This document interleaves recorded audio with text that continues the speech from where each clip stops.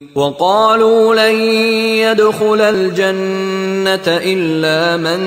كان هودا أو نصارى تلك أمانيهم قل هاتوا برهانكم إن كنتم صادقين وقالوا لن يدخل الجنة إلا من كان هودا أو نصارى۔ اب دیکھیے جب یہ نئی امت اب تشکیل پا رہی ہے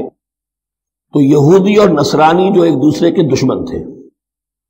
مسلمانوں کے مقابلے میں جمع ہو گئے، انہوں نے کہنا یہ شروع کیا وقالوا لن يدخل الجنة، ہرگز نہیں داخل ہوگا جنت میں الا من كان هودا او نصارى، سوائے اس کے جو یا تو یہودی ہو یا نصرانی ہو۔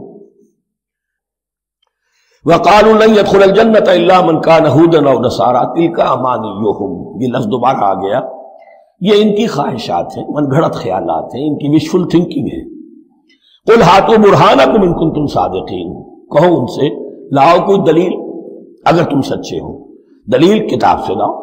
کہیں تورات میں لکھا ہے، کہیں یہ انجیل میں لکھا ہے، جو تورات اور جو انجیل تمہارے پاس ہے اسی میں سے دکھا دو گے یہ لکھا ہوا، کہیں لکھا ہوا نہیں۔